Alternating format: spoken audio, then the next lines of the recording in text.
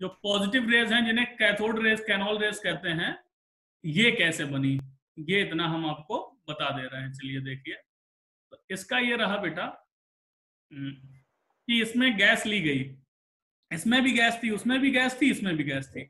माना इसमें hydrogen gas भरी है, ये हाइड्रोजन गैस भरी है। कैथोड लगाया आपने, कैथोड से क्या हुआ,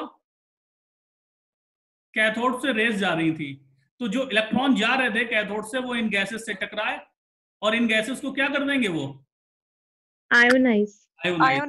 वेरी गुड। तो अब यहाँ क्या होगा, अब यहाँ सारे H पॉजिटिव होंगे और खूब सारे इलेक्ट्रॉन होंगे। तो अब जो एटम थे वो सब यहाँ क्या हो गए, आयन हो गए, आयन। तो इलेक्ट्रॉन्स तो वहीं चले गए एनोड की साइड, इलेक्ट्रॉन तो एनोड की साइड चले गए। इस बार हमने ZnS की स्क्रीन एनोड के साइड नहीं लगाई, क्योंकि हमें पता है इलेक्ट्रॉन तो जाते ही हैं, हमें उसकी डिस्कवरी हो चुकी।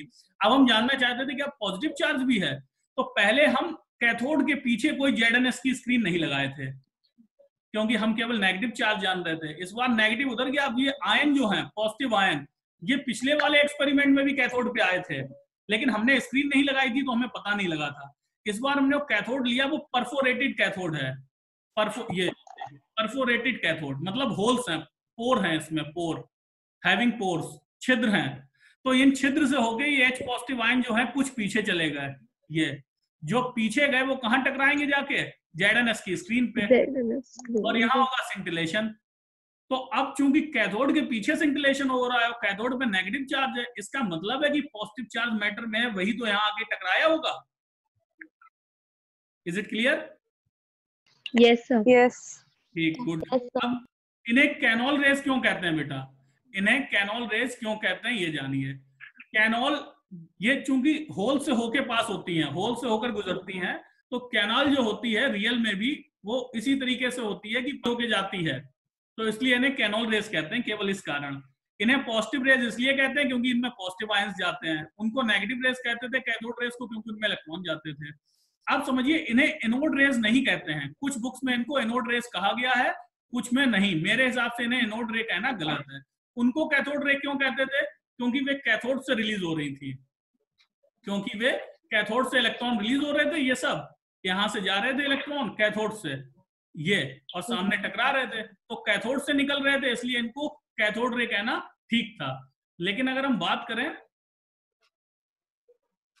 एनोड रे की, तो क्या ये एनोड से निकले हैं बेटा, क्या एनोड से निकले हैं, कैटायन ही है? नो सर, ये तो नो सर, एनोड से गैस आयोनाइज हुई है, तो एनोड से नहीं निकले हैं, तो इसलिए इन्हें एनोड रेस कहना ठीक नहीं है। लेकिन अगर कोई पूछे आपसे कि व्हाट आर एनोड रे, क्योंकि बहुत पहले एनोड रे नाम से ही फेमस है ये, तो लोगों की जुबान पे अभी भी एनोड रे है। अगर कोई पूछे तो आप एनोड रे बता देना, पहले उसको अपना आंसर देना, फिर कहना कि सर मेरे व्यू में इन्हें एनोड रे कहना ठीक नहीं है।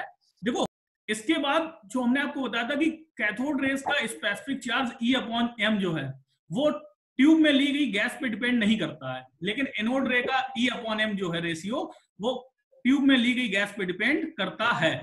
क्यों करता है कि जब आपने हाइड्रोजन ली गैस, तो चार्ज तो वही होगा भाई, चार्ज तो वही होगा 1.6 प्लस का इंटू 10⁻⁻19 कूलम, लेकिन मास क्या होगा, अभी हाइड्रोजन का मास रखा जाएगा, फॉर एग्जाम्पल 1 AMU, इसे ग्राम में बदल लेंगे बाद में। अब यानी आपने हाइड्रोजन गैस नहीं ली, फॉर एग्जाम्पल ऑक्सीजन गैस ली, तो अब क्या है कि O2 पॉजिटिव का मास रखा जाएगा, तो O2 पॉजिटिव का मास क्या हो गया, फॉर एग्जाम्पल 32 AMU। बात समझे? तो ये E/m हर बार में चेंज आएगा और अलग अलग गैसेस आप लोगे तो।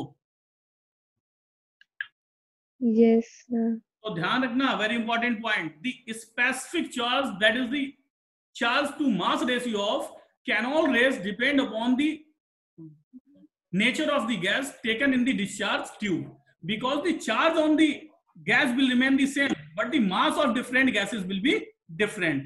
So the gas having the least mass is hydrogen, वो गैस जिसका सबसे कम मास है, क्योंकि आप जानते हो हाइड्रोजन का एटॉमिक नंबर 1 है, इससे कम किसी का है नहीं, तो सबसे कम मास जिस गैस का होता है वो हाइड्रोजन है। तो E/m की वैल्यू सबसे ज्यादा कब आएगी, जब कौन सी गैस ली जाएगी, जब हाइड्रोजन लेंगे। और आपने कहीं ऐसी गैस ले ली जिसका कि एटॉमिक वेट ज्यादा है, मॉलिक्यूलर वेट ज्यादा है, तो E/m उतना ही कम होता चला जाएगा। Is it clear?